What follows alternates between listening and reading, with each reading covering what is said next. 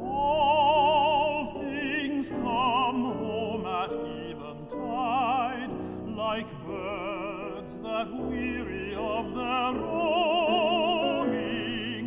and I would hasten to thy side, homing.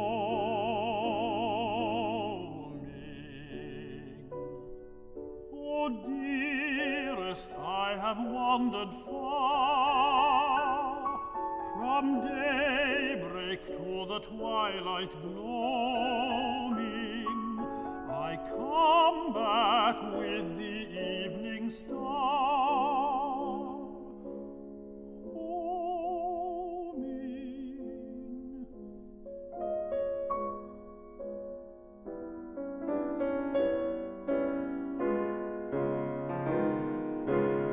Thou art my hunger and my need, the goal and solace of my roaming.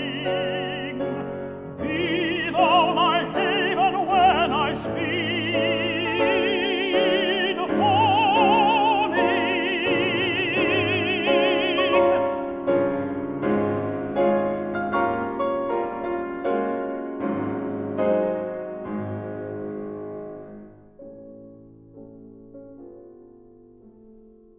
All things come home at eventide, like birds that weary of their roaming,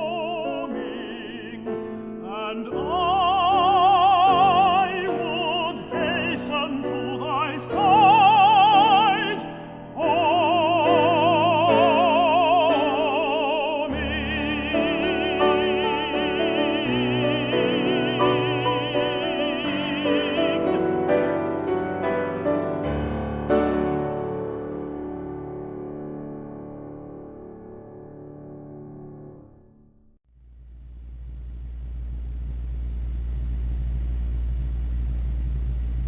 In the stillness of the light's radiance, I am come.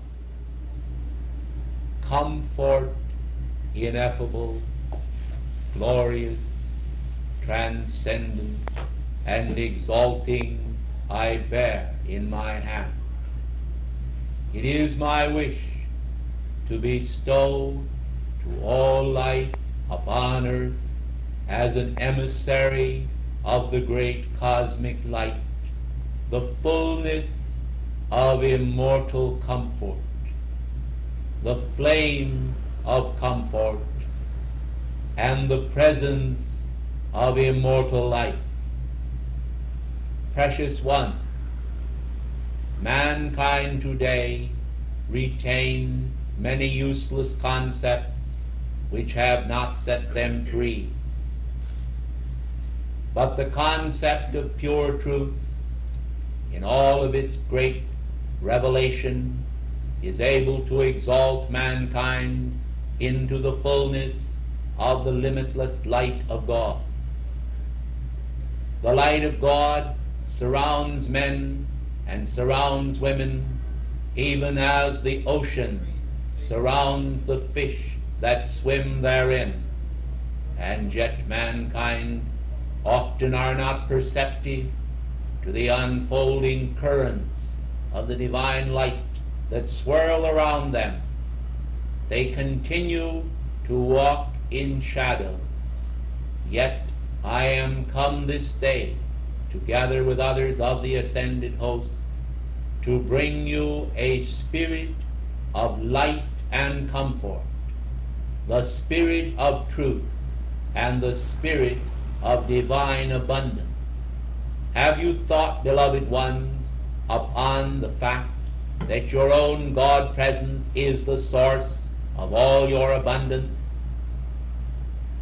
That the source of divine light is the source of all outer abundance everywhere?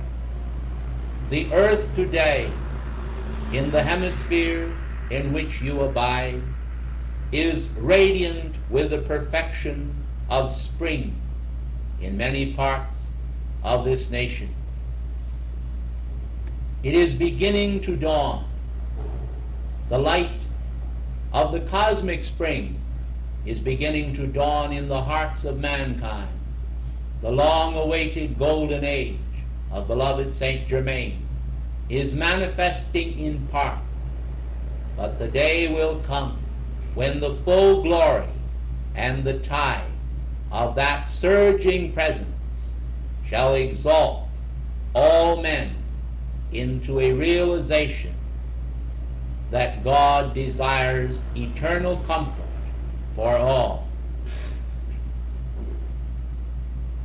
As I speak to you this morning, I call now to the angels of comfort to manifest themselves in your consciousness, to bring you a greater feeling of the peace of the universal love of God.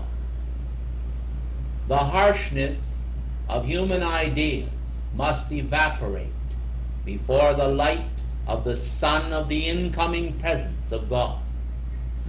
Your own mighty I Am presence is the dominant factor within your being, beloved ones, when you open the windows to admit the divine current into your life, that you may breathe and partake of the immortal flame of the Holy Spirit, which I am.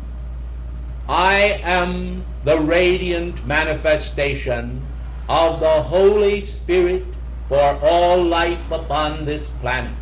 And it is my desire to teach mankind the necessary respect for the holy gifts which God has bestowed upon them.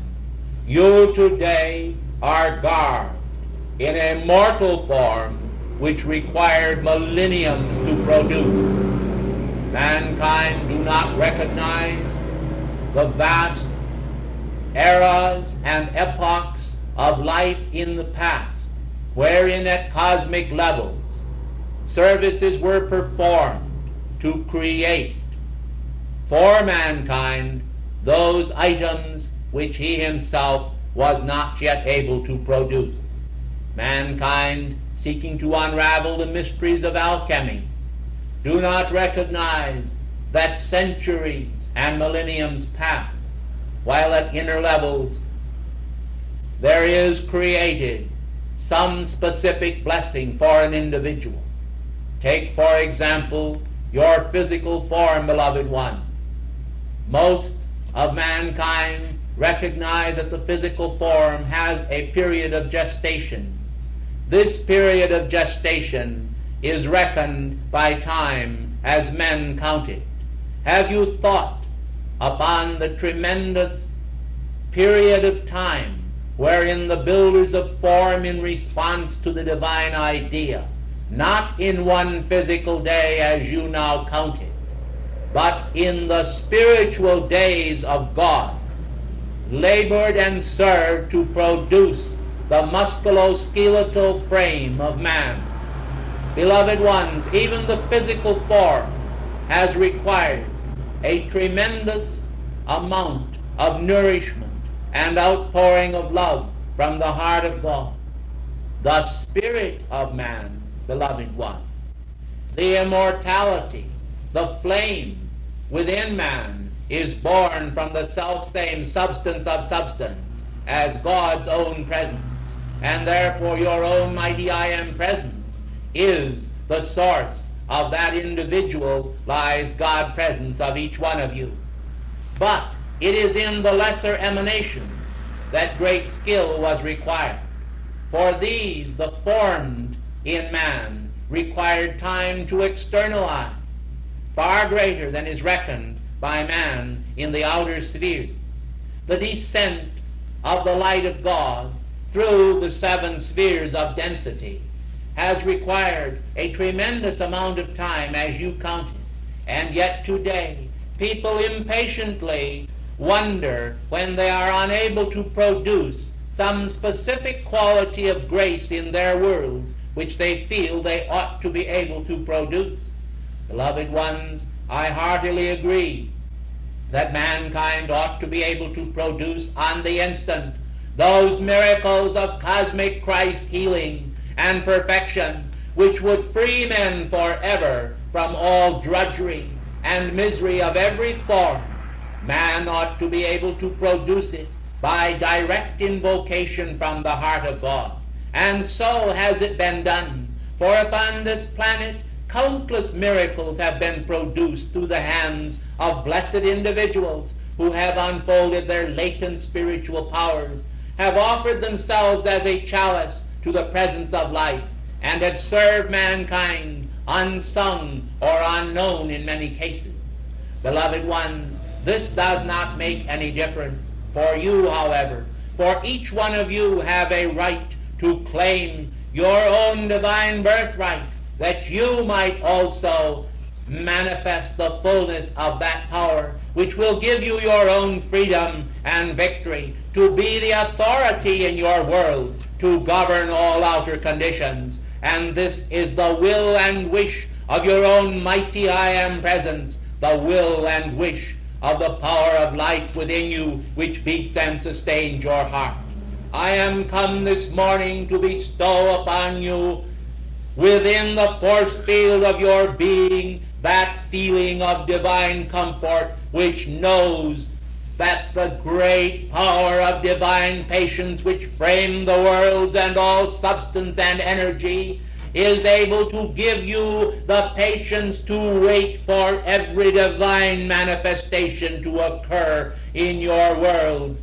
Blessed and beloved ones, you have lived in this physical form far less than 100 years, and yet you seem to think that you ought to be able to dominate it completely, whereas mankind have lived in discord, embodiment after embodiment, in complete ignorance of their own great divine self.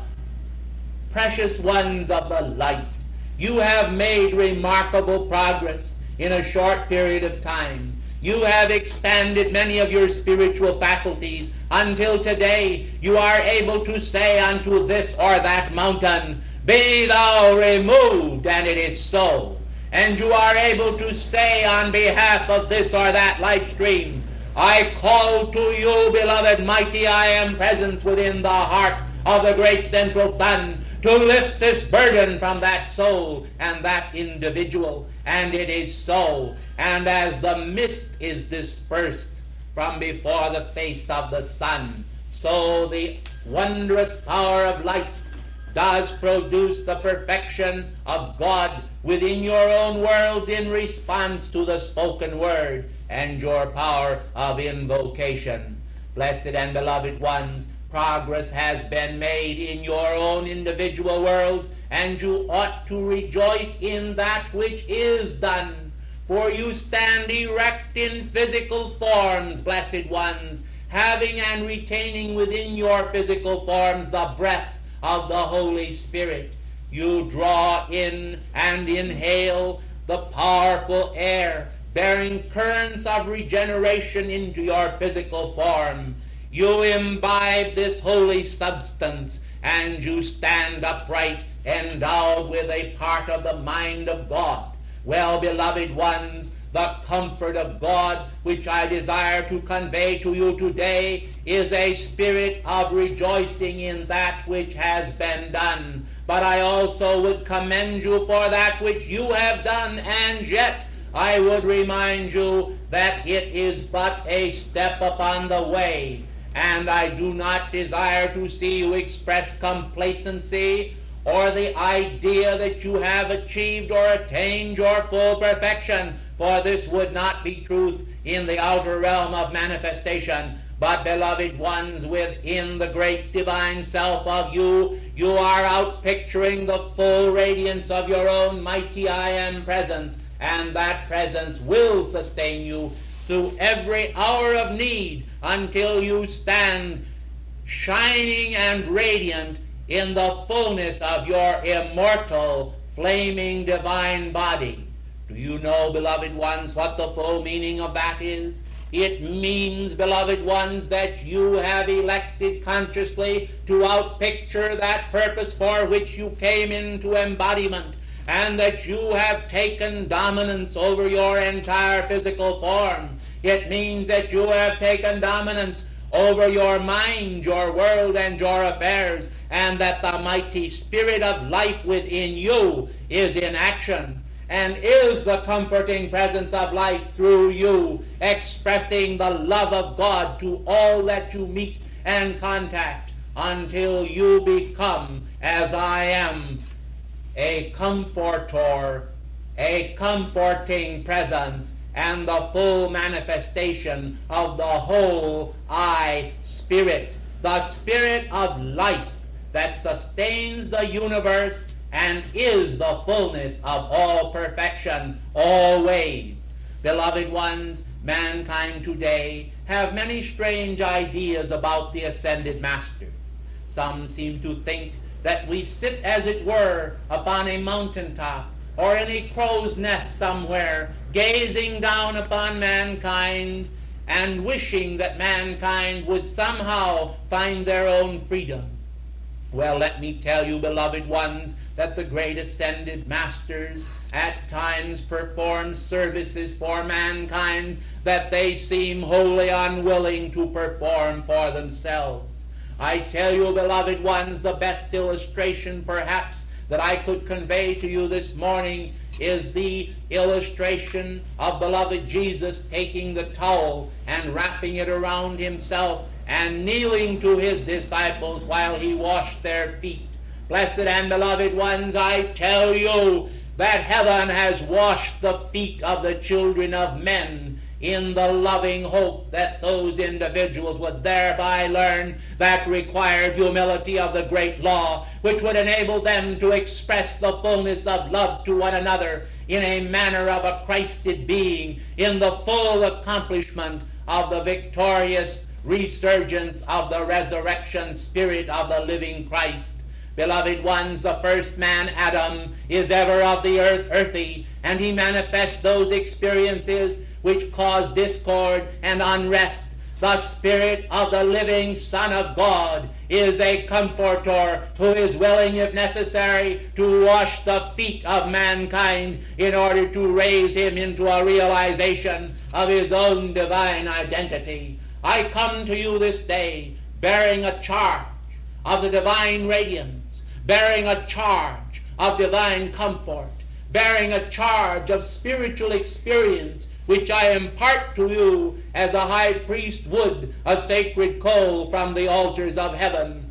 I hope that you will breathe upon it as I have, and will fan the flame of that wondrous spiritual spark into breathing, living, holy awareness, so that that which you experience in your hearing this day will be an inner experience of the law, whereby you become the victor over the atoms and cells of your physical form, over the thoughts of your mind, and over the tranquility of your spirit, to express that Christ victory which speaks to outer conditions and declares, "Peace, be still. Peace, be still, and the elements of your world will obey. I am the Maha Chohan. I come to serve the cause of heaven. I invoke within you a spirit of comfort to others, that they may recognize the purpose for which they took embodiment, and perceiving that purpose may move forward in the light to unite upon earth the body of God, that as above so below becomes a fiat of living truth in action. In the name of the risen and ascended Jesus Christ, I take my leave and bless you with the pure peace of God which passeth all understanding. I thank you and bid you good afternoon.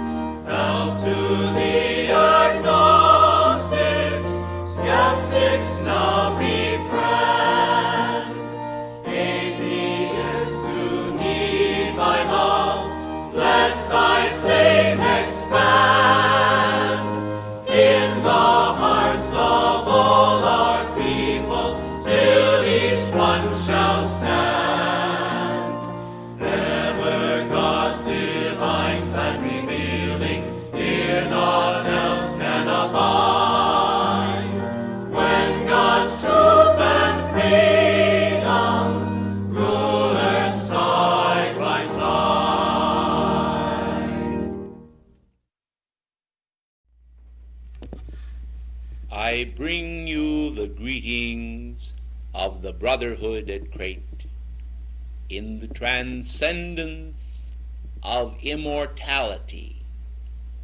Beloved ones, the thought of mankind which borders on cosmic vanity, deigning to take notice of the ascended ones, and choosing to accept mankind's own self-imposed fiat of death, is a tragedy that need not continue. For the immortality of God surrounds the permanent atom of every man's being, enfolding him with life everlasting.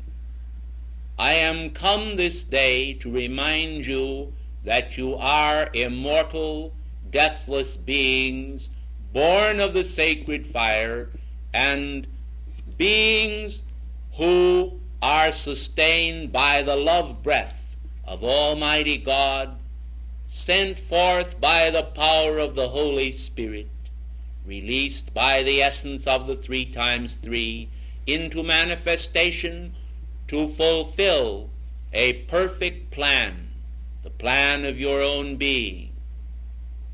Wisdom loves her children, especially they who hearken to her voice. Those who hear day after day and hour after hour the voice of God without heeding are not being wise. They are ignoring, at least temporarily, those precepts of immortality which gave us our freedom. Some of you may recall during my Pauline embodiment how that I came to a certain hill and beheld an altar upon which were inscribed the words, "To an unknown God." Beloved ones, those of you who have been given the instruction concerning the I Am law of life, know the God of your own being in part, and you are most fortunate because you have given to you a greater understanding than has hitherto ever been released upon this planet. Beloved ones, the jewels of immortal perfection, the jewels of divine ideas, are often simple in design, but contain within them the most intricate and delicate radiance from the very heart of God, which could ever be conceived of or imagined even by the heart of an angelic being. Think you then, beloved ones, that there is anything trite or small about spiritual ideas, about spiritual callings? I tell you, beloved ones, the vocation of being a son of God and a daughter of God is the highest to which anyone can ever be called. The difficulties experienced by men today is because of the divisions in consciousness which they experience, the fractions and factions of truth, which are amplified by those who desire to divide, but, beloved ones, are never amplified by those who desire to unite. The ascended masters desire to bring to mankind greater understanding, which will weld in the body of God a family unit of divine love fashioned in perfect divine order, where harmony is sustained in the body, where harmony is sustained in the mind. The mighty powers of the Spirit of life can be expanded. By their expansion, they can carry mankind on their wake into celestial realms, where man can easily, and I say more easily, put aside the problems which beset him and the weights which hold him from entering into his glory. Therefore, beloved ones, it is essential that mankind recognize the cosmic push, recognize the calling of God, recognize the voice within their own heart that speaks unto them, desiring to heal all their diseases, desiring to penetrate through the murkiness of human consciousness and bestow upon them the clarity of the light of God that never fails. I am speaking to you today to encourage you to accept the high calling which you have received, to encourage you to recognize it, to give you patience to wait for greater understanding, and to sustain in you an action of the sacred fire that shall help and assist the great white brotherhood in uniting among men all those whose hearts yearn for the complete freedom which Saint Germain has so long desired to keep nurtured in the hearts of men. This has not always been easy. It has been fraught with some difficulty, beloved ones, even from the higher octaves, for you must bear in mind that while we ourselves are quite free indeed, it is as we contact your world that we encounter encumbrances, and some of these encumbrances and weights are most entrenched in human consciousness. They are almost like the stone which covered the tomb in which the beloved Christ was lain. Beloved ones, you will recall that it took the services of an angel to move aside this great stone.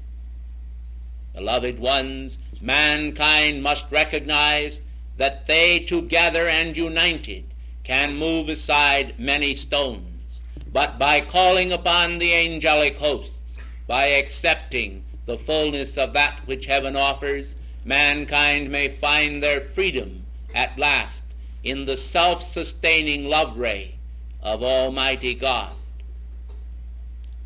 My grace is sufficient for thee. These words spoken of old have comforted many a heart. The grace of the immortal presence of life is sufficient for each life stream. The grace of God is able to cut each one free from every impediment and give them their immortal freedom. But accept the fullness of our love, and you have a sustaining action of the sacred fire, which becomes a mounting momentum as it is nourished by your attention. The attention of mankind must be exalted out of the physical octave of consciousness, out of the mundane, out of those specifics which have acted as weights to beset mankind, and into the immortal kingdom of life in which we abide. Mankind so frequently asks questions which seem so ridiculous to those who know the answers, but do not seem so ridiculous to the individual who conceives them. For example, in the time when I was embodied as St. Paul, many were concerned about the resurrection and the form of the resurrection. Many were concerned as to how they would look when they came forth from the grave. Well, beloved ones, I answered them in my Pauline epistles. And today, beloved ones, I am giving additional assistance to mankind to understand that the formless love of God may take many forms, some with which man is familiar, and others which may be totally unknown or unconceived of by the heart of man. This does not matter, beloved ones, for God is the great creator, the master potter, who upon the molding wheel of life fashions various vessels according to some specific purpose. When the purpose for which the life stream was conceived and dedicated seems to become frustrated or thwarted, there are times when it is necessary to break the clay vessel of individual form and return that clay back to the formless state from whence it came, in order that it may be utilized in a more noble vessel, in a more noble manner, so that mankind may express to a higher degree the purposes for which they came forth from the heart of God. Ever so frequently, when some individual is removed from the screen of life, there occurs upon this planet some lamentation and heartache to those individuals who may be familiar with that individual and may have developed a tremendous love for them. Well, beloved ones, the immortality of life means that man did not begin to exist a few years ago upon his natal day. Neither does he terminate his existence with the passing of his physical form from the screen of life. With its dissolution, man does not end. There is no terminus of the immortality of life. There is the deathless resurrection and the resurgence of immortality, which according to the great cosmic law has expressed in re-embodiment after re-embodiment, in the hope that each form would express more nobler than the last. But, beloved ones, mankind have not always used these opportunities in embodiment wisely and well, and therefore they have become creators of themselves. They have aborted the Creator's image, which was a cosmic blueprint, a pattern which they were to build according to, and they have chosen to utilize the gift of free will to externalize a terror and a creation of mortality, which was an abortion of immortal principles. Beloved ones, they have fashioned them themselves according to the Creator's art, and man is responsible for his form, for his shape, for the creation of his own ideas. If man does not happen to love the creation which he himself has made, he is privileged to call to the sacred fire to renew or to make all things new. He is privileged to call to the heart of God for a greater awareness of the immortal perfection of the original cosmic blueprint for his life stream. He is privileged to call for a healing, for a resurgence of the condition which plagues him. He is privileged to make this call, and God is ever disposed to answer the call from every sincere heart. The call does compel the answer, and mankind have but to open their own hands of acceptance, and they will be filled from the hand of him who desires to help his creation, to help them with the gift of greater understanding, to help them with a gift of greater love, to help them with a gift of greater achievement, that they may more closely create in accordance with the principles of divine harmonium by which all healing is accomplished. As I am now speaking to you, I have desired to create a matrix of perfection, and therefore I am creating a thought form of perfection which I shall not describe to you.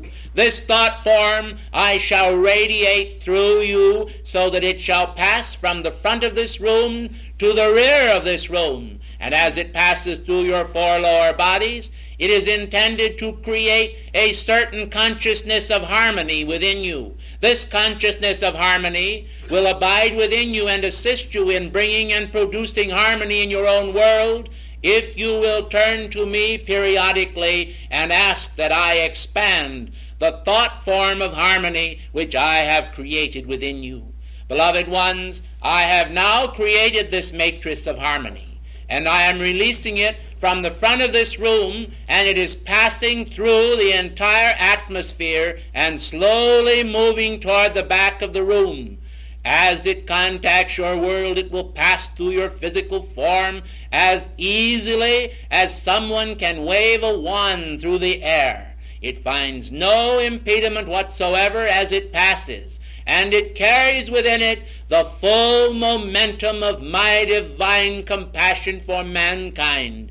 It is a part of the eternal manna which descended from heaven to the children of Israel, and it is a real and tangible substance calculated to give you a gift this day that you may share throughout the rest of this embodiment with those you meet, a matrix of healing, a thought form of divine harmony, which you need not see or visualize in order to utilize. For your inner being knows the nature of this thought form, and your inner being is able to draw from it those energies and necessary requirements of the great law, which will enable you to go forth in the name of God and render a service unto your fellow man. Beloved ones, the Brotherhood at Crete ever desire to extend the scientific accomplishments of our spiritual endeavors to the entire world. We desire to engender within men the faith that makes them whole. We desire to engender within men the love for the Holy Spirit and the love for the kingdom of heaven, which will make mankind aware of the mighty blueprint of his cosmic identity, the force of Almighty God, which sustains the creation and restores it in full power to the full glory of immortal life. An ever-living presence is your holy beloved I Am presence. You are that presence as you drink into it and once again anew imbibe the Holy Eucharist from the body of God. Take, eat. This is my body which was broken for you. So oft as ye take it, do it in remembrance of me. This is my blood, the one life that flows through all, sustaining all in the bonds of God's immortal presence, which I am. May the peace of the brotherhood at Crete, the scientific achievements of spiritual endeavors, be made manifest in you and in your consciousness, lifting you upon the crest of the wave until you behold the gleams cherished by those who love light here upon earth and cherished in heaven, because it represents the love of the light that goes forth to the lambs of God to direct them to the way back unto the Father's house, to the safety of the sheepfold, and to the heart of the eternal presence that beats and sustains their heart. I thank you and bid you good afternoon.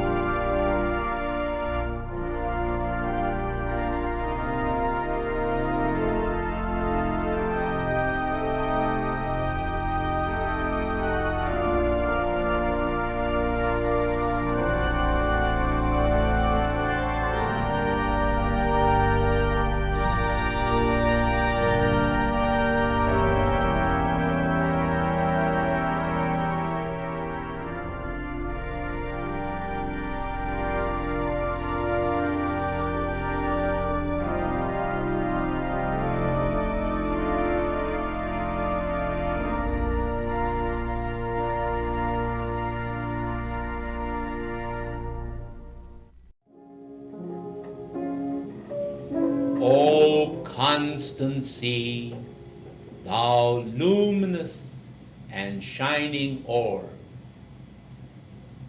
let us proclaim the beauty of constancy.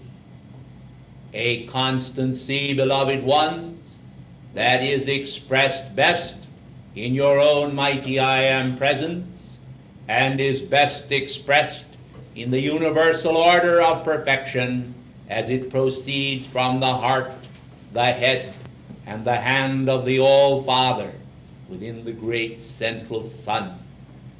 I, Paul, am come to you this day charged with the beauty of the eternal radiance and the full knowledge of that beauty and that perfection which is the life present within each one of you and within all.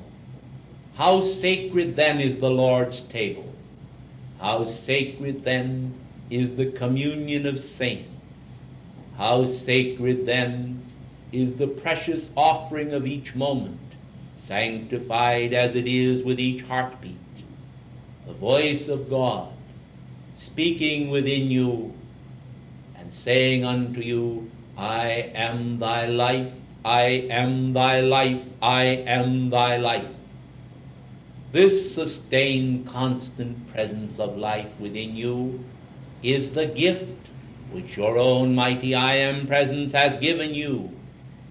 To cherish it, to adore it, to give your all to it, to life, to God, is the supreme sacrifice that is beautiful to behold because there is no sense of sacrifice.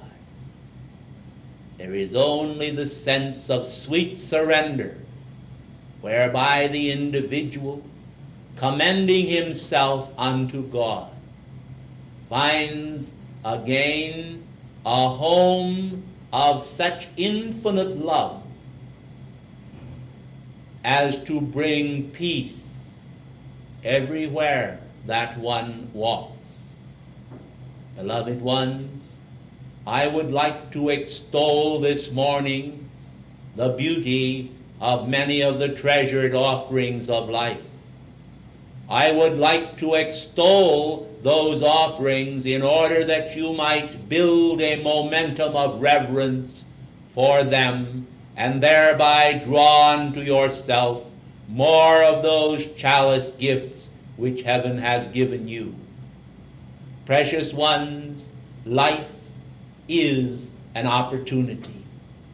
It is an opportunity of wonder, a wonder of expectancy, whereby each moment unrevealed holds the hush of expectancy to the waiting soul, waiting for the quickening of the manifest will, love, and intelligence of God into that moment. Mankind, bored as it were by the empty nothingness of human vacuums, have come to realize that in the search for themselves they find the full beauty of life, the full orbed splendor of the divine radiance, and man, basking in that radiance, are charged with the light of God that does not fail. The companionship of those ascended ones who once wore mortal form and now wear immortal vestments. Know then, beloved ones, that the heart of God longs to bestow upon all the treasures of his illimitable storehouse, a storehouse surfeited itself in splendor, charged with magnanimous grace. Oh, far more wondrous than the heart and mind of man can conceive of. Abiding then within this wondrous jewel of immortality, know, O man, that in the beauty of the present, all the splendor of the past, all the nobility of the past, all the grandeur of noble lives, and of splendid spiritual accomplishments is yours as the treasure of this moment. And beloved ones, all of the treasure of the future is yours, beheld by you in the presence of life, mirrored there. It is yours today, yours to treasure, to share, to hold, to have. Yours, and no man can take it from you.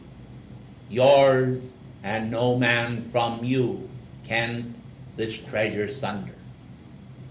O beloved ones, I would speak to you today in the glory of that love, with only the solemn note of warning to let no man take the beauty of thy crown.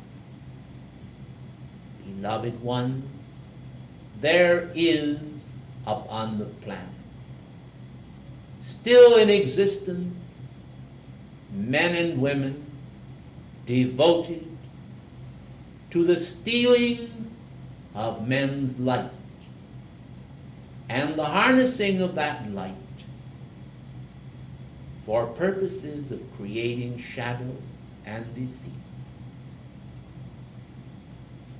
These individuals, whether they be few or many, I do not choose to reveal the quantity of individuals practicing these arts of deception, have no power in themselves, and I choose to give them none. But I speak to you today because it is necessary that men should know enough about the law so that they can stand guard and hold the beauty of the crown of achievement within their presence.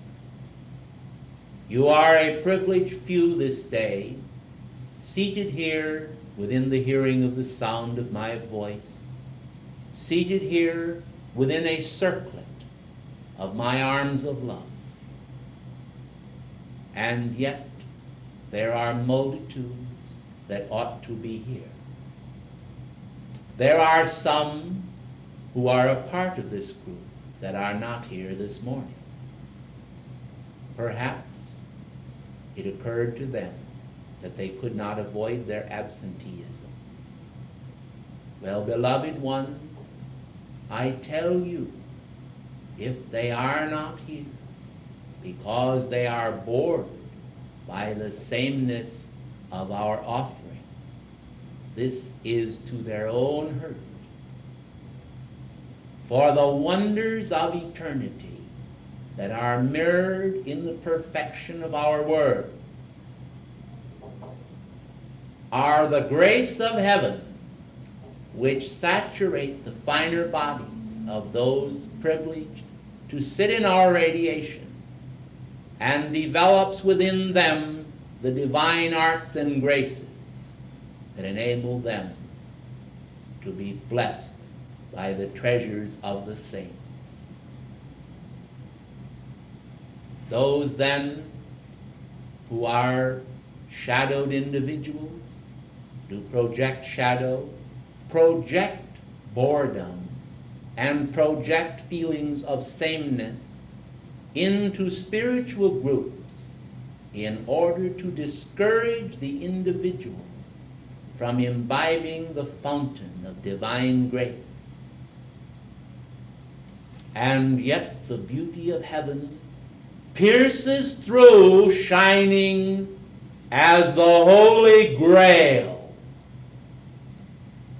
and blessing mankind with the living Christ conception of immortal truth. They have no power. The power of divine beauty excels all other. And those who sup at the Lord's table are the privileged few. But, beloved ones, it is not the wish of the councils of the Great White Brotherhood to see this remain the forte of the privileged few.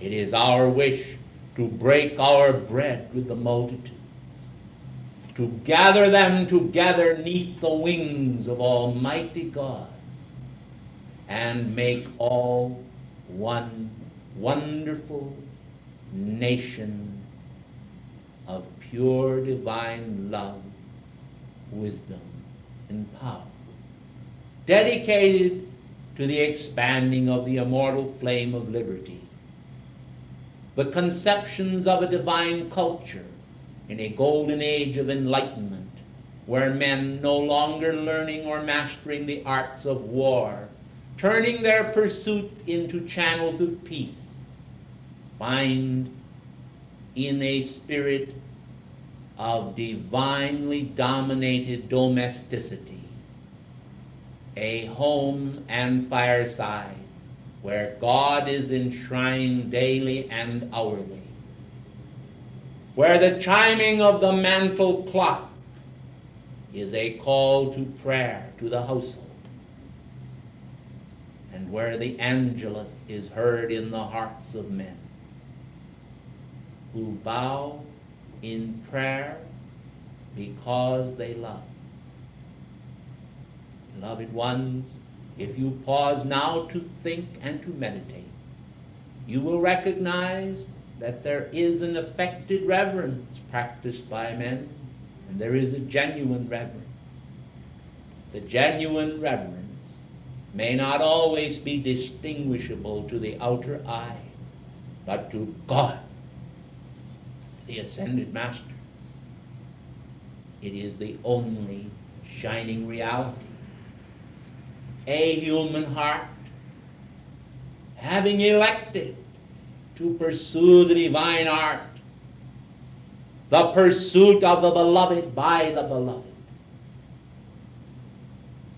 magnifies God within the force field of their hearts and causes them to yearn for Him, for their own mighty I am presence, to yearn to expand the flame that is within them. And as they bow their heads, it is with joy, sheer joy for the privilege. And the reverence, a genuine reverence, evokes the presence of life within them, floods them with immortal concepts, makes them one at the Lord's table.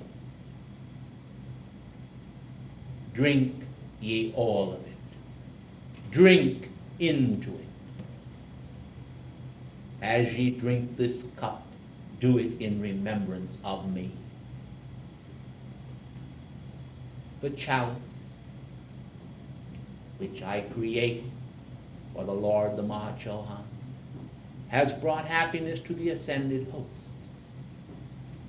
But it was charged with my love for God, for my own mighty I am presence. And the mighty I am presence of each individual ascended being rejoices and will continue to rejoice in this chalice offering of my being. You all have so much to give. If it were not so, you would have been told. But beloved ones, you are being reminded today, humbly and graciously by myself, of the much that has been given you, that you might, in return, bestow much upon that divine being who has given so much unto you. Precious ones, can you deny that life has bestowed grace upon you? Would you deny it? If you could, I think not. You would affirm it, and the best affirmation, beloved ones, is to do the commandments of the Most High God. The commandments of God, in basic simplicity, extol the idea of loving your mighty I am presence first and above all, and then loving your neighbor as yourself. When you do these things, you do it in remembrance of the living Christ. The shining robes he wore begin to envelop your form as you make come alive his conceptions of beauty, his conceptions of the Father, his conceptions of the mighty I am presence. Your own mighty I am presence yearns to bestow upon you the fullness of his love. As you open up the floodgates of your being to receive the mighty tide of life, it will sweep over you this time, envelop you in the divine currents, and you will find no time to be bored, no eternity to be bored, or not a moment to be idle. But you will find rather the opportunity of life is beautiful. And as you bask in those beauties that are life, you will desire, as I do, to create lovely articles, lovely concepts, spiritual ideas. You will recognize that you are a co-creator with God, that you are entitled to exercise the privilege of your divine artistry and to express those talents wisely. But, oh, precious ones, as I part from you this day, as you no longer hear my voice or the pulsations of my energy flowing through you, remember especially to endow your creation with the living truth of God.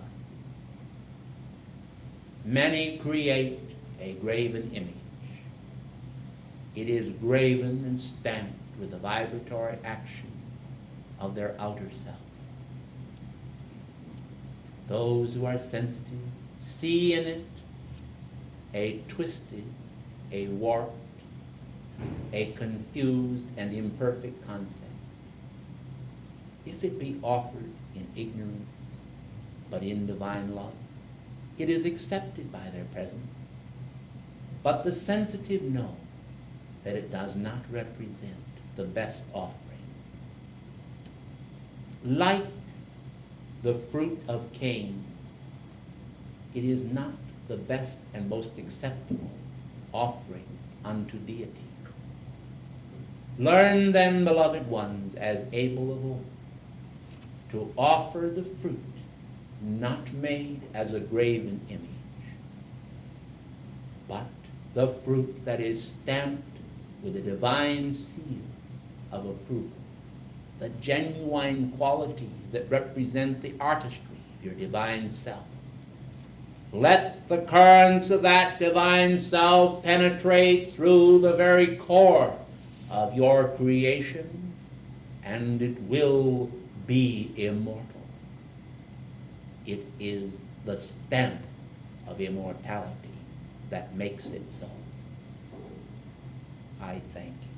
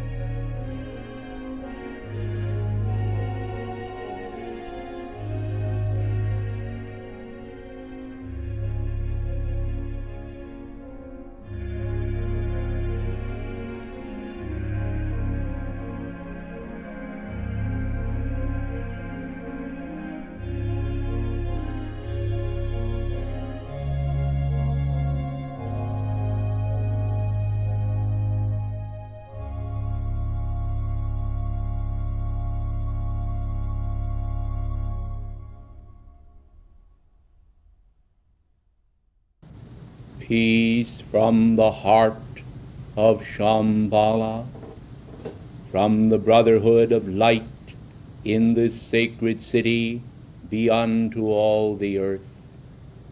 I am come this day, filled with the ever outpouring, transcendent light of cosmic Christ's peace, longing to see expressed in the hearts of men everywhere a greater outpouring of that peace which floods forth from the open door of being.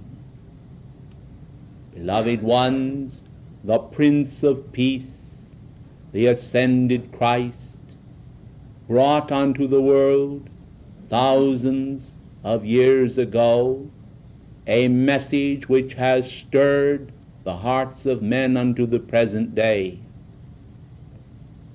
I am come this day to commend you to the universal message which has been given forth and which mankind have received but in part. And it is therefore to the dedication of the whole that I am come, that men understand that that which they have perceived of the radiance of our octaves is but a part of that shining glory which stands ready to unveil itself before those whose hearts are open, ready and waiting to receive. As I speak from Shambhala this morning, I am thinking of the many throughout the earth whose hearts are upheld in worship of their own mighty I Am presence, although not always known by the self-same name. I am thinking of the temple bells. I am thinking of the calls of the muezzin to prayer. I am thinking of the calls of mankind everywhere on behalf of one another. Some among mankind understand that the many calls of man make up a tremendous knock at the gate of heaven, and that this wondrous knocking at the gate of heaven brings about a response to the earth and the people of earth. Blessed ones, it does not matter how much human thought may stand arrayed against the perfection of God.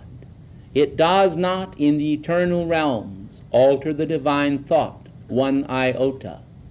It is only in your octave, blessed ones, that mankind can affect their own world for good or for ill, and therefore it is in your octave that the correction must occur. Precious ones of the light, I am here today to radiate my peace unto you, the peace that accompanies the flow of life in its pristine power as it comes forth from the heart of God. Peace, beloved ones, is the natural quality of deity. It flows as a gentle stream, and were it to dash as a mighty ocean, it still would manifestly express the perfection of peaceful control, the obedience of God manifest in the obedience of his creation. Beloved ones, mankind today recognize that it is both needful to give and to receive, and therefore they give orders to one another and they receive orders. It has been considered prerequisite that mankind shall be willing to take orders if they expect to be able to give them. And so, beloved ones, the obedience of God himself is manifest in his own peace as it flows forth. For the Most High has confined himself in part within the creation which he has made, and he has offered his peace unto the world and unto the creation, together with every other good gift. It is so necessary, beloved ones, that each individual shall for themselves recognize the fullness of the divine gift. Precious ones of the light, I call to your attention that throughout the world there are many individuals today who would not know a diamond if they saw one, especially if it were a diamond in the rough. Therefore, beloved ones, it is essential that mankind develop that discrimination and God control which will enable them to recognize the perfection of their own presence, which will enable them to recognize the peace of their own presence as it flows forth. I would touch for a moment upon the higher vibratory action of our spheres. Some among you are able to sense the tremendous outpouring of our radiance as it flows forth in worded expression. Others among you may not yet have awakened the fullness of the divine sense, whereby you are able to sense the vibratory action of our outpouring as it occurs during these periods when we speak to you. But, beloved ones, I tell you, be patient all, and in your patience possess your souls. For patience must do her perfect work, and the love of God must be held in the stillness until the matrix so divine may create in that which is being molded the perfection of its own immortal image, the image of love expressed in love. Beloved ones, pause for a moment and consider. You yourselves may not be at this moment a manifest expression of the fullness of love in your own minds, but you are in the mind of God, and therefore it is up to you to turn your attention unto that higher Christ mind within your being, and there to dwell and abide in the calm repose of knowing that that mind is the reality, that that mind is the genuine you, and that all lesser expressions are only the maya and the delusion of the centuries accumulated as dust upon stored articles in attics, and serving no useful purpose to mankind except to provide a measure of accumulated effluvia which mankind must one day dispose of or transmute in order that they may express the perfection of their own divine being. Beloved ones, I call your attention now to the manifest plan of the hierarchy. Many among mankind today are dwelling in great fear, and their hearts are concerned because of the constantly vacillating situation on the political scene. Many today among the religions of the world are confused concerning the tenets of their own religion. They ask themselves secretly within the quiet recesses of their being, which way shall I go? For among mankind today there are few who in their heart do not desire to find happiness and express perfection when once they understand the laws of perfection. But there is a great need for two requisites, beloved ones. First of all, for capable teachers to go forth, provided with divine understanding and attunement with the higher octaves. And the second requisite is always an open and receptive heart on the part of mankind. Beloved ones, you must recognize, therefore, that you enter into this equation as an individual. You are an expression of God, but you are a free will expression of God, who must decide for yourselves that you will open up the gateways of your being unto the higher radiating power that comes from your own mighty I Am presence, and desire to have the fullness of that presence express itself within the folds of your being.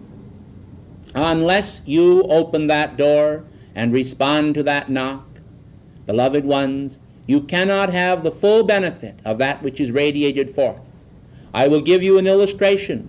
Beloved ones, mankind call for light, and the sun comes up faithfully each day, and sheds its beneficent light upon the planetary body.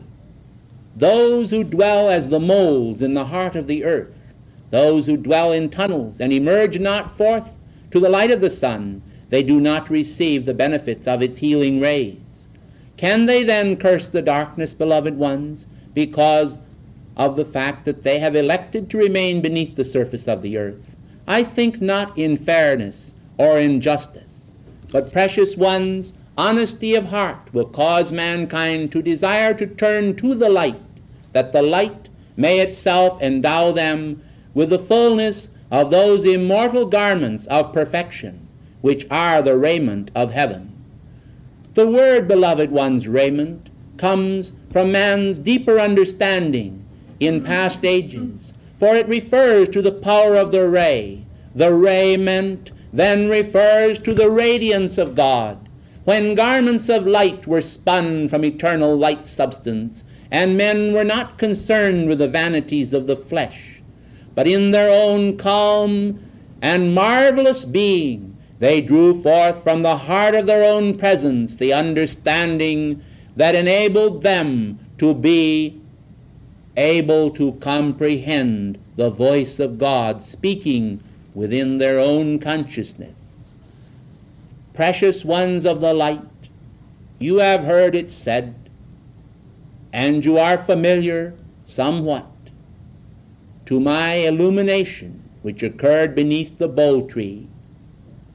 Well, beloved ones, the illumination of every man is a form of initiation. At that precise moment which mankind so dearly enjoy, bringing into a time context, an individual becomes illumined and a doorway opens. This, beloved ones, is only the opening of the door. It is up to the individual then to walk through and to journey into a new country, to behold new sights and sounds, to have that illumination, the illumination of the journey, penetrate into their etheric memory body, and then return back through that open door into the world of reality, which is their previous existence. I hope that you understand me, beloved ones.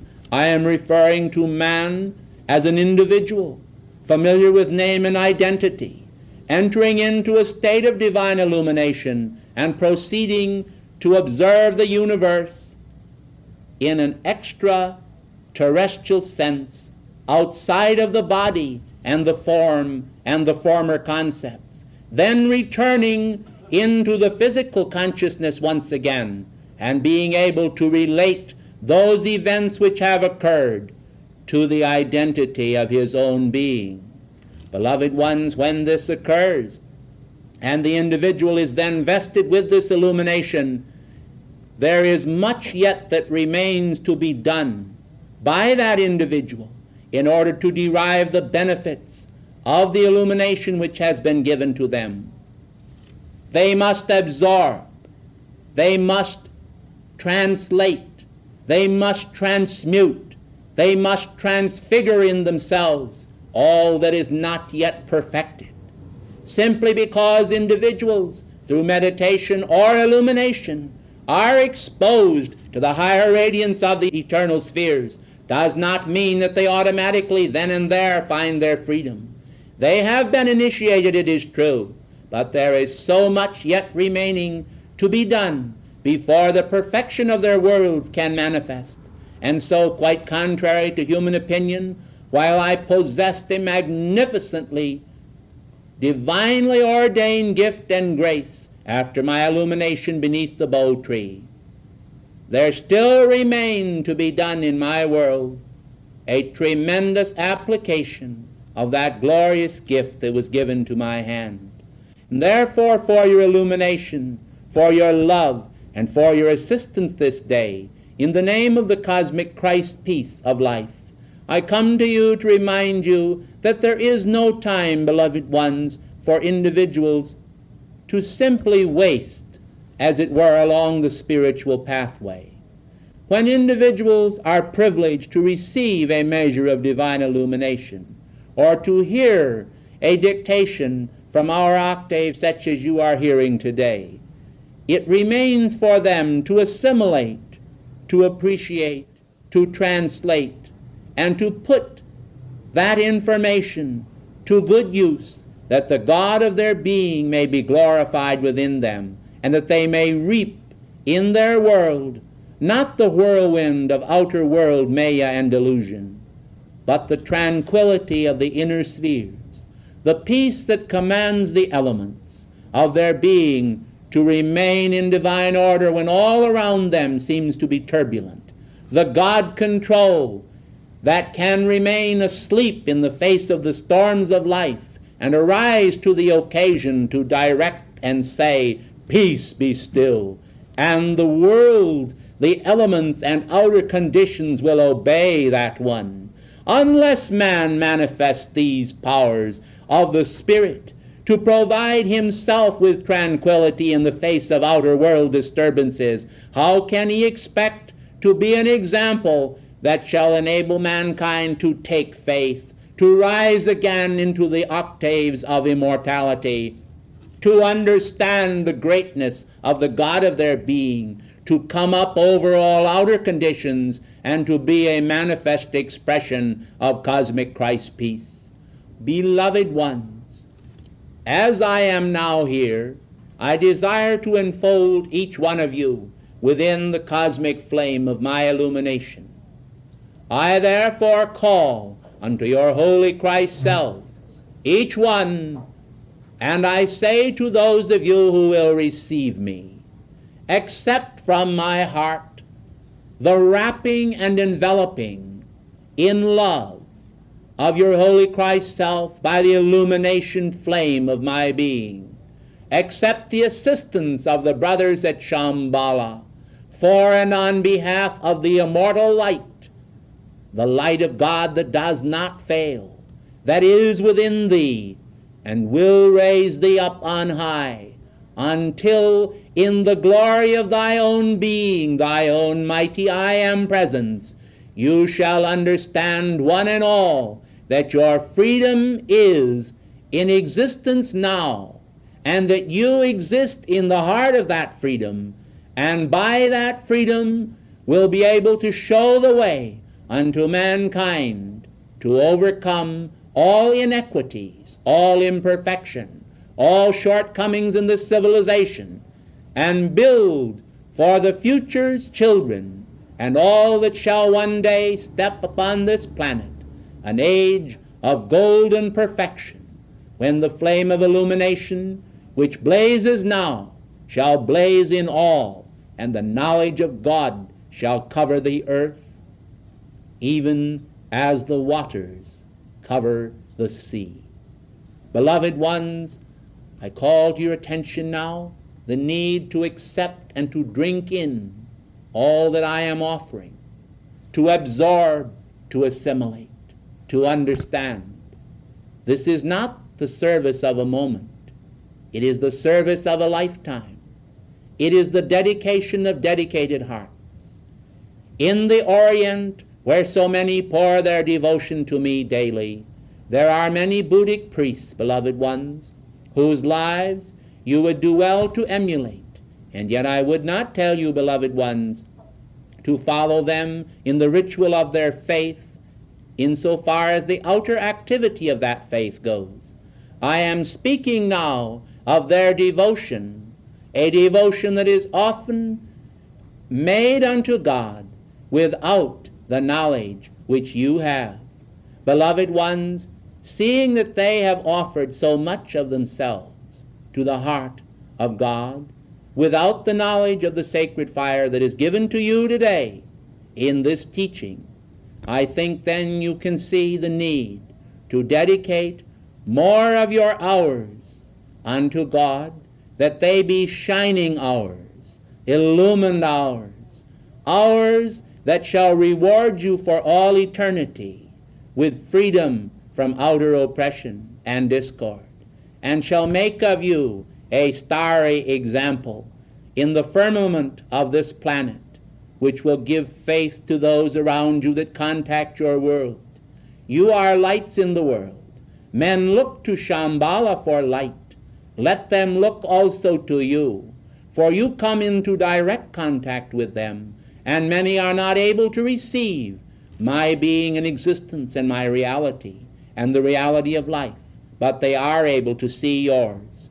For they see with their senses and with mortal eyes. You see with the eyes of immortality, and in those eyes is the perception of God. But precious ones, all must be contacted. All must be given opportunity to have illumination, and it must come by orderly steps and progression, insomuch that some men will forge ahead in an entire embodiment, but a half a foot length, and still others will go for hundreds of miles. You must understand the differences in individuals and their expressions, but you must see that the one who is able to walk but a half a foot length is not hindered from walking that distance. I thank you and bid you good morning.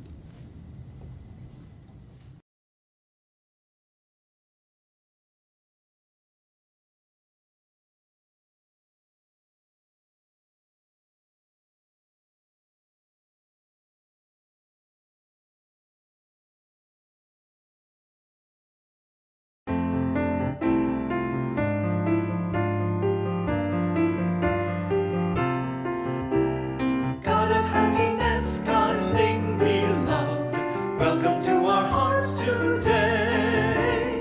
By your smiling presence now remove every shadow from our way. Godling, godling, godling, happiness you bring. Make earth feel your presence, making every heart to sing. Master, teacher, friend of our fun way, teach us all your mastery too. Teach us how to let God's love hold sway, making joyous all we do. Godling, godling, godling, happiness you bring. Make earth feel your presence, making every heart to sing. Let your buoyancy of love's release fill our worlds with sunshine bright. Help us walk the pathway home in ease, grateful, making all things right. Godling, godling, godling, happiness you bring. Make earth feel your presence, making every heart to sing. Let your consciousness of victory won lift the strain and stress from all.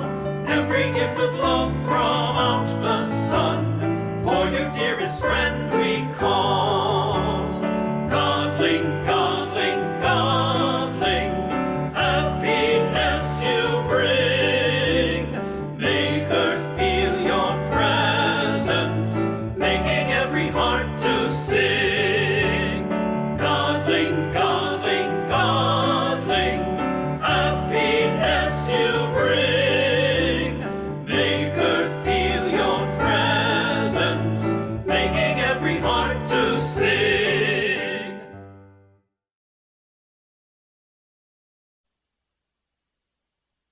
In his previous embodiment, long before his ascension as Lord Ling, as he flashes his words through me, we ask that you give him your reverent attention. Through the caravan of the years, the eternal spirit of life and truth has radiated out to a planet, extending unto man more tangible hands than those outpictured and depicted by Michelangelo in the Sistine Chapel as picturing for mankind the hand of God in action.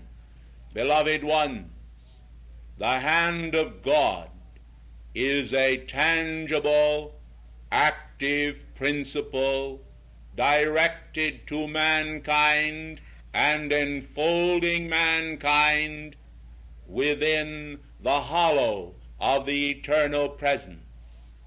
Man today often feel alone. They feel bereft, as it were, of friend. They feel neglected, and they feel a complete set of seething emotions somewhat resembling a turbulent sea. I have stood by the Red Sea and have parted the waters thereof. Beloved ones, it was the eternal presence that moved through me, that performed that miracle in days gone by. And it will be for every man the hand of God that will part the waters of affliction and all those conditions which are less than perfection, and enable that one to walk through to the dry land perfection of the promised land upon the other side. Precious ones, I call to your attention that mankind may scientifically, poetically, and musically outpicture songs, stories, and formulas whereby they may attempt to glorify God. But the simple glory of God radiating within the human heart is the tangible light of God that does not fail, which is the light of the eternal presence, burning and blazing its Shekinah glory within the Holy of Holies within man. It is therefore this presence which is the guide and the principle and the connection between every life stream and eternal reality. Beloved ones of the light, those of you who are familiar with historical epics are able to derive from them immense satisfaction as you peruse the printed page and recognize in the human struggles to find some measure of perfection the hand of God functioning through an individual and guiding that one through what may at times seem devious ways that lead to perfection.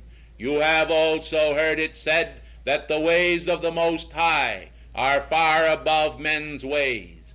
I say unto you, beloved ones, the fruit of this statement is known by me from first-hand experience, and I am today an ascended being, a part of that radiant band of immortal perfection who are concerned with those individuals representing mankind upon earth today, precious to the heart of their own divinity and to the heart of that divinity which rules the universe and would make of every man, woman, and child an ark of safety and a holy place where the hand of God could be seen in action as a living flame.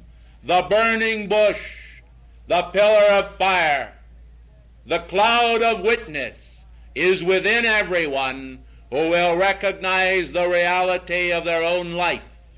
Life, beloved ones, does not differ from one individual outpicturing of deity in man to another. All men are created with the equality of the mighty threefold flame blazing in their heart.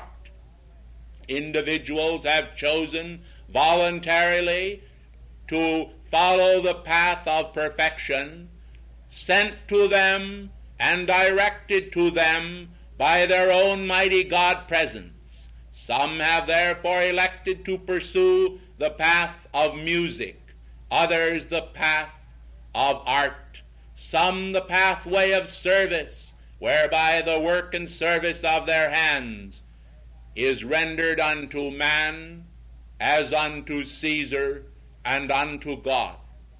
But I say to you, beloved ones, the eternal presence is working out the salvation of every one in whom abides the presence of life, simply because some men are not aware of the fact that this invisible to their eyes deity is there, does not in any measure remove his presence from them. It does, however, create a veil between the individual and their own presence, whereby there is an opaque condition hanging as a curtain of shadow between themselves and the sun of their presence. It is the desire of every ascended being to cut asunder this veil, to permit mankind to gaze upon the face of eternal reality, that in the seeing of that reality they may change the outer conditions because of the inspiration that will come to their being as they behold the perfection which streams forth from within them, exercising the power of its mighty light rays to draw to them magnetically all conditions of light which will give them their immortal freedom and lead them to the promised land of perfection. Beloved ones, in this epic, in this saga, which I personally lived as Moses, there is much to be drawn to the present day of inspiration. There is also much to be learned, beloved ones, by mankind, as they behold how individuals who witness time on time again the voice of God speaking from Horeb's height, who witnessed miracle after miracle, and yet turned away from the light and sought after the gods of neighboring countries, turning their backs upon the light that brought them out of the bondage of Egypt, and forgetting the presence of immortality within them and the promises of God. Beloved ones, mankind today are very much like mankind that came out of Egypt and out of bondage. Mankind today often forget when the calls of heaven go out to them, and they hear the voice of God speaking to them, and they obey that voice, and the blessing of heaven descends upon them. Then at a later time, in this embodiment, beloved ones, individuals forget the blessings which descended to them in response to their calls, and they move away from the very presence that gave them life, and do not even know when they are departing. This is a sad state of affairs, beloved ones, and one that is quite needless. For mankind, if they will but recognize the eternal purpose, will realize that God does not change from one day to the next, but remains as constant as the North Pole, as the North Star, as the sun within the heavens.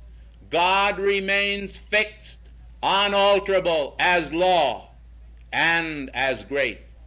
Mankind today may recognize that this law, the law of God, is written within their inward parts.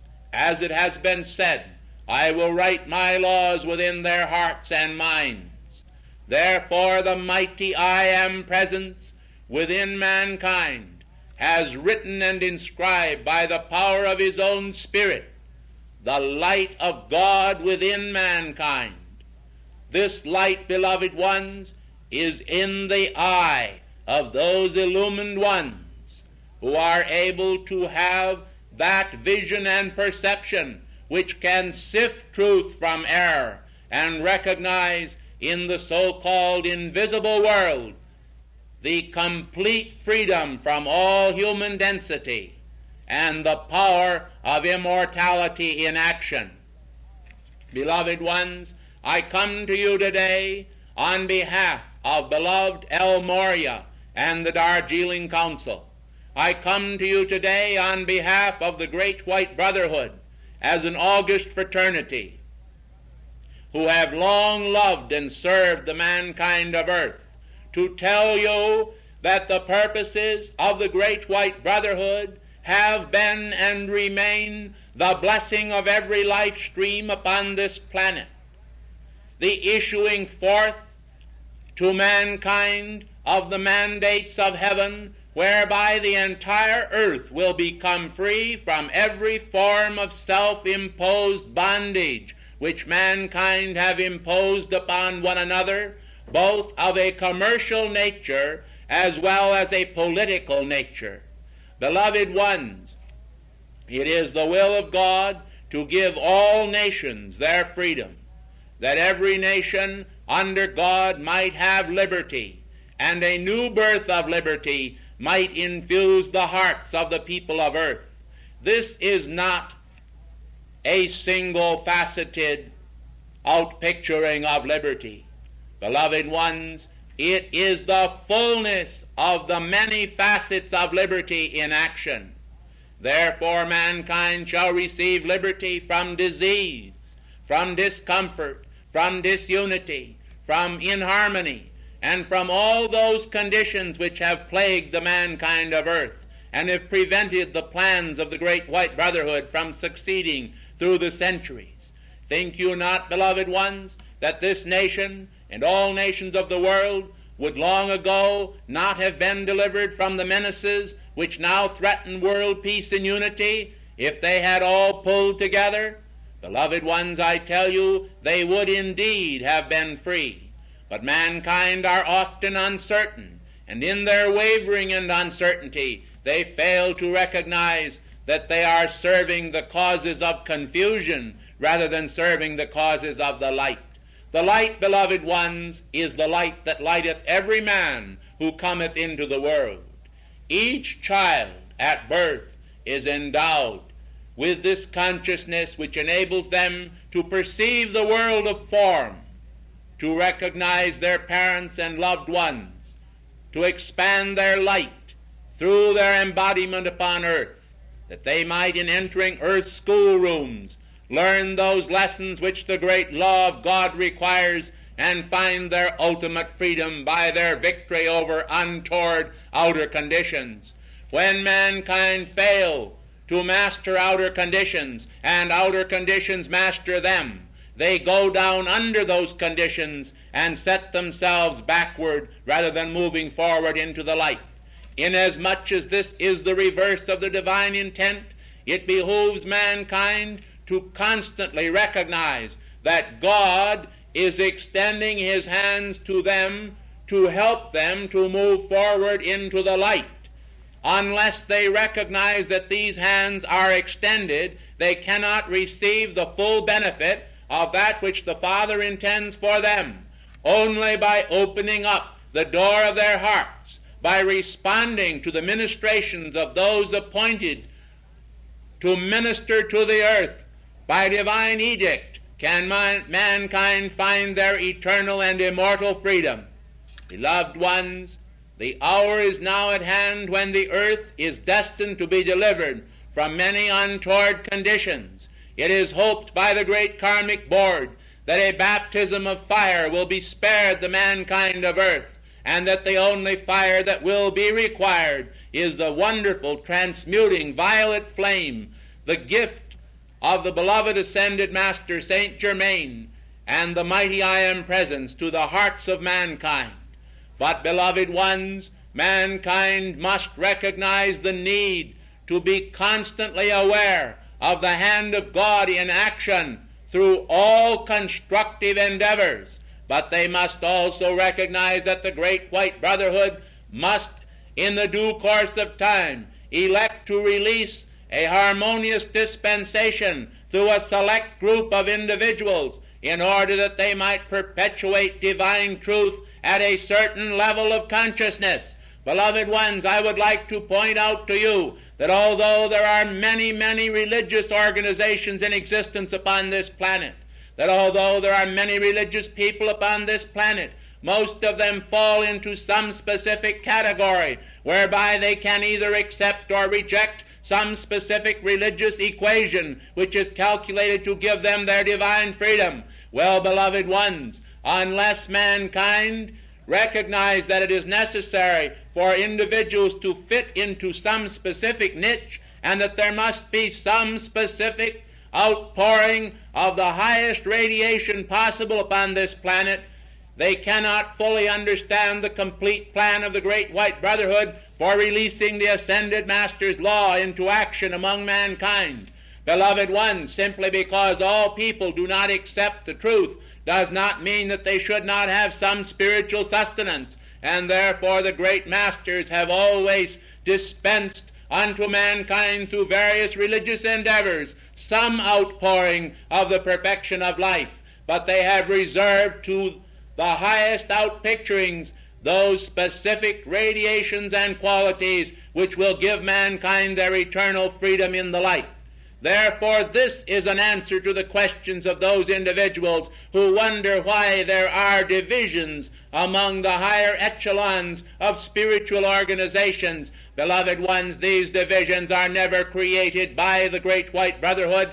They are never created by the Ascended Masters. They are never created except by human consciousness, because some individual does not desire to recognize the need to be humble at a specific moment, but insists upon asserting their own human free will, is no cause for the Ascended Masters to turn their backs upon mankind and refuse to help them. Nay, we will continue to outpour our radiance through this outpost here in Washington, D.C., so long as mankind love this movement and are willing to sustain its action by their decrees and their service to life.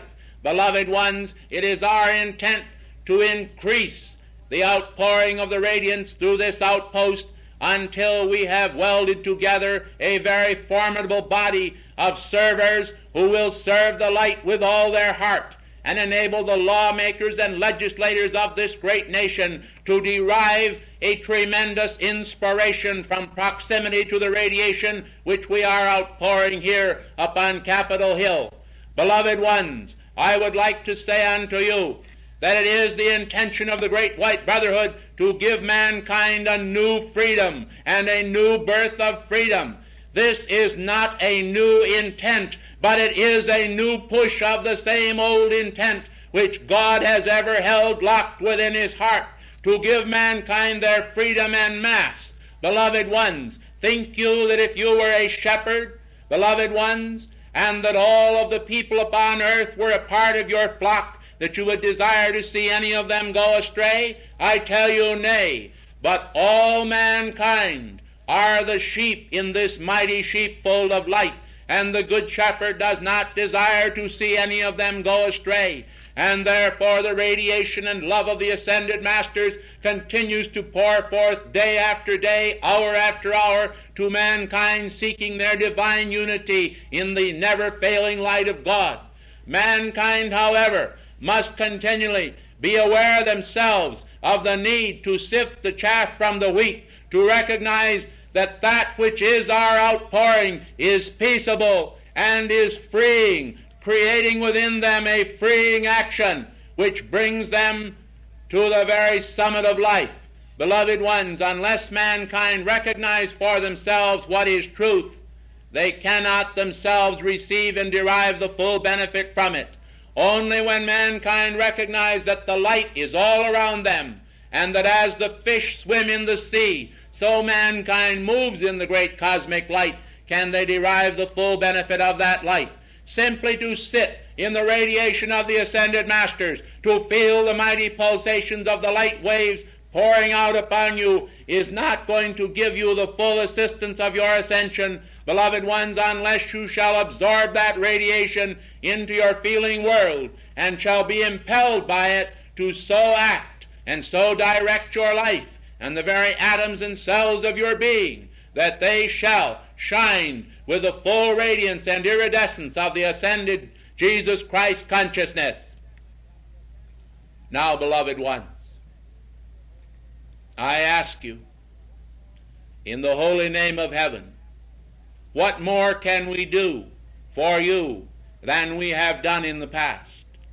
How much more love and light could we pour out to you unless you yourselves would open up the door that is within you, in order that that door that is so much ajar might swing wide to receive, and then to give that which you receive out unto others. Beloved ones, you have a most holy mission, a mission made holy by the heart of your own presence, whose heart beats your own physical heart and sustains the action of the threefold flame within it. Beloved ones, this threefold flame carries the threefold radiance, the pink, blue, and gold of love, wisdom, and power in action. It is like a rainbow of the eternal promise within you, pulsating and rising upon the altar of your hearts. It is a part of the radiance of Helios and Vesta, and of Alpha and Omega within the great central sun. It is that life and light and love which sustains all men upon the planet. But, beloved ones, although all bask in the same radiance, all do not derive the same benefit from that radiance. Those of you who are lovers of nature have wandered in the forest, and you have noted how that in a flower bed many of the flowers are expansive and effulgent, how that they seem to reflect the glory of the sun and the beauty of life in their coloring, and yet others are stunted and shriveled in appearance, and do not seem, although a part of the same flower bed, to have received the same nourishment from the earth. Well, beloved ones, it is never the fault of the earth, it is never the fault of the sun or of nature. Actually, beloved ones, where mankind are concerned in this analogy, it is ever the cause of mankind himself, which he has set up within his own world. It is the result of mankind's recalcitrance and unbelief. It is the result of mankind's having sealed the very door that opens into the octaves of heaven. Beloved ones, by their thoughts, their feelings, and the hardness of their hearts. I personally coped with so many individuals during my embodiment in the land of Palestine and across the desert sands. Beloved ones, I tell you that it is necessary for mankind to be soft-hearted to their own divinity and hard-hearted toward the world. I hope that you understand exactly what I mean. I am referring to the injunction, let no man take thy crown. Beloved ones, each one of you individually must give account to your own mighty I Am presence for every act. I tell you, beloved ones, no one else can cause you to enter in to the straight gate. No one else can give you your freedom. You can only receive your freedom by the response which you make to your own presence and to the heart thereof. It is because of the great love I feel, and the great love the entire great white brotherhood feel for all mankind, that we tell you this organization here and throughout the world represents a magnificent outpouring of ascended Master love and light to mankind. As it expands, the very freedom of the earth will expand with it. We must have a body through which to function. That body must have loyal and unified hearts to support its endeavors. That body must have individuals who recognize the spiritual energies which are channeled into it.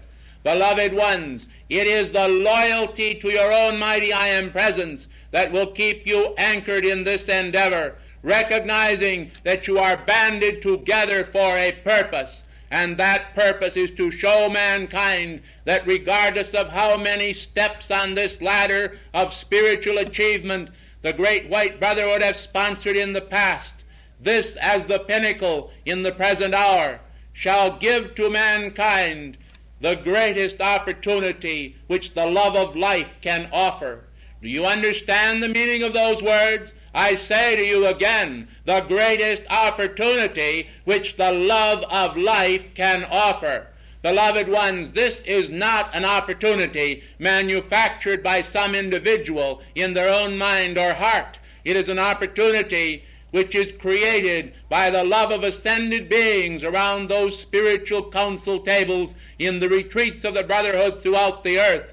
It is the response of heaven to the decrees and prayers of millions of people. And therefore I tell you that unless mankind shall recognize it speedily and get behind it to push it forward with every ounce of energy within their being, how can the answers of the many sheep be answered as they call unto God, saying, how long shall we wait for our hour of deliverance?